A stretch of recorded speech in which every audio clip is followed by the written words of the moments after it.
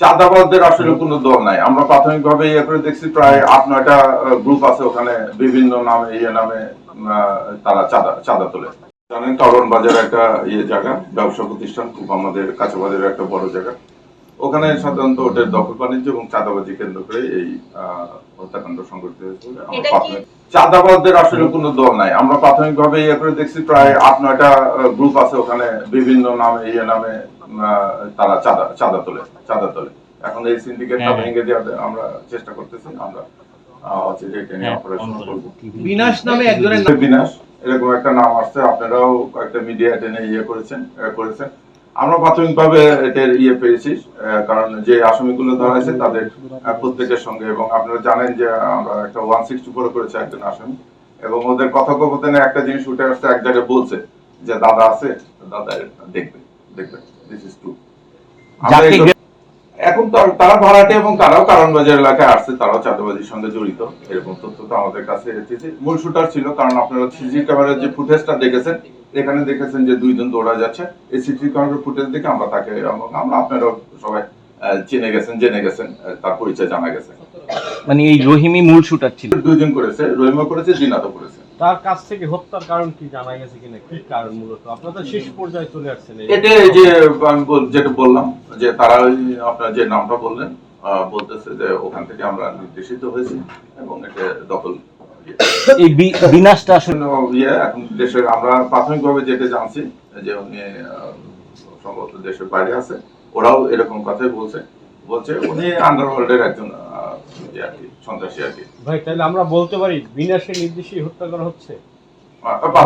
এখন পর্যন্ত আমাদের কাছে এটাই আছে। বিনাশের রাজনৈতিক কোনো পরিচয় আছে কি না, এটা আমরা এখনো করতে পারিনি ভাই। আশ্রয় দিয়েছে ওখানে একটা ভাড়াটে বাসায় তার পূর্ব পরিচিত সেখানে যে সে হচ্ছে, এটা সিম্পলি সে ওখানে সে জানেও না যে এই লোক করেছে। প্রাথমিক জিজ্ঞাসাবাদে আপনারা চাঁদাবাজের কয়টা সিন্ডিকেট পেয়েছেন, মানে কয়টা গ্রুপ আছে? ওরা বলে 8-9টা গ্রুপ আছে, 8-9টা গ্রুপ বিভিন্ন নামে বেনামে চাঁদা। এরা কি বিভিন্ন রাজনৈতিক দলের? ওইভাবে বলে না, এরা গ্রুপ প্রধানদেরকে বলে। এরা তো আসলে 8-9টা তার রাজনীতি দল করে না, এরা গ্রুপ প্রধানদের কথা বলে যে আমি অমুকের গ্রুপে, আমি অমুকের গ্রুপে। মনে করি যে সন্ত্রাসীদের আসলে কোনো দল নাই।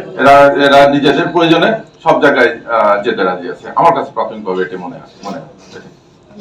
একটা বিষয় হলো স্ট্যাটিস্টিক্স যেটা বলে সেটাতে এই অস্ত্রের ব্যবহার কমেছে। আমরা তো যেটা বললাম যে বসে নেই, প্রতিকে আমি স্টেটমেন্ট দিলাম যে এই মাসে আমাদের 13টার মতো অস্ত্র উদ্ধার আছে। এটা তো আসলে আমরা বসে না, আমরা কাজ করে যাচ্ছি। আর সার্বিকভাবে যেটা পরিসংখ্যানে যেটা বলে, আমাদের ঢাকা মহানগরী এলাকায় অন্য যে বছরের তুলনায় এখন আমাদের হত্যা এবং দুটি কম। ভাইয়া, একটা শেষ প্রশ্ন, সেটা হচ্ছে যে ব্যাপারে আমরা জিরো টলারেন্স, এটা আমরা যেটা বলি, এরকম কোনো অপতৎপরতা করা যাবে না। আইন শৃঙ্খলা আমরা প্রত্যেকটা ইউনিট, আমাদের যতগুলো ইউনিট আছে ডিএমপি সহ সারা বাংলাদেশে এই ব্যাপারে আমরা জিরো টলারেন্স।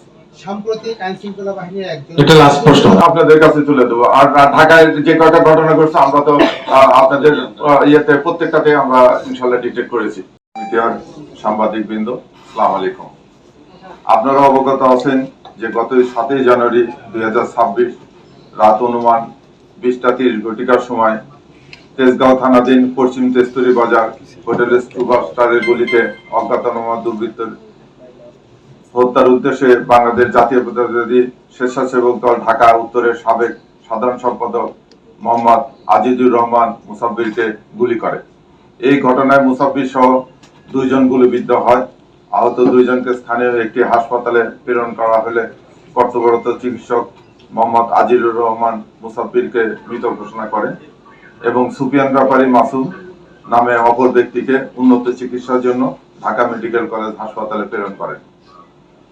প্রিয় সাংবাদিক বৃন্দ, দেশব্যাপী আলোড়ন সৃষ্টিকারী এই ঘটনায় নিহতের স্ত্রী বাদী হয়ে তেজগাঁও থানায় একটি মামলা দায়ের করেন।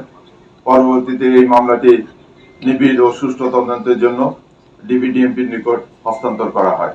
এই ঘটনার পরপরই ঢাকা মহানগর গোয়েন্দা পুলিশ ঘটনার প্রকৃত রহস্য উদ্ঘাটন, ঘটনার সহিত জড়িত ব্যক্তিদের গ্রেপ্তার, ঘটনায় ব্যবহৃত অস্ত্রগুলি এবং মোটরসাইকেল উদ্ধার জন্য ডিবির একাধিক টিম দেশের বিভিন্ন অঞ্চলে অভিযান পরিচালনা করে।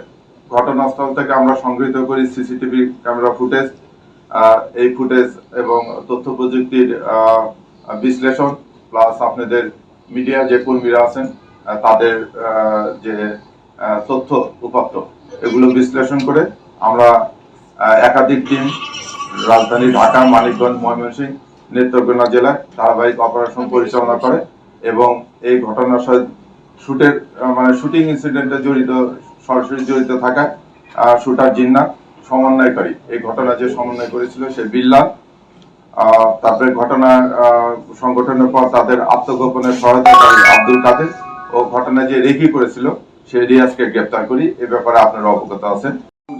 শুরু থেকে আমরা অত্যন্ত গুরুত্ব দিয়ে তদন্ত করছি। ঘটনার পেছনে সম্ভাব্য কারণ সমূহ চুলচেরা বিশ্লেষণ, গ্রেপ্তারদের কাছে প্রাপ্ত তথ্য পর্যালোচনা করে ঘটনা ব্যবহৃত আগ্নেয়াস্ত্র উৎস অনুসন্ধান সহ পলাতক অন্যদের গ্রেপ্তারের তৎপর থাকি।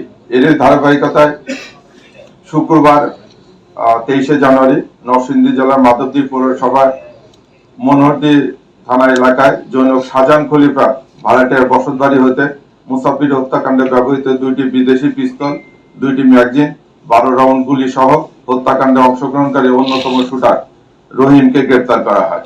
এই বিষয়ে নরসিংদী জেলার মাধবদী থানায় অস্ত্র আইনে একটি মামলা দায়ের করা হয়েছে।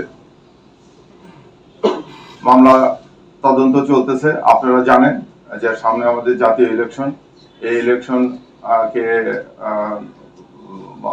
এই মুহূর্তে দেশকে অস্থিতিশীল করার জন্য অনেকেই তৎপর আছে। এই ব্যাপারে ডিবিও খুব করতেছে। এই মাসে আমরা সর্বাধিক সংখ্যক প্রায় 13টির মতো আগ্নেয় অস্ত্র উদ্ধার করেছি, এই দুটো সহ, এবং অন্যান্য যে সমস্ত সন্ত্রাসী আছে তাদের বিরুদ্ধে আমরা আইনগত ব্যবস্থা নিচ্ছি।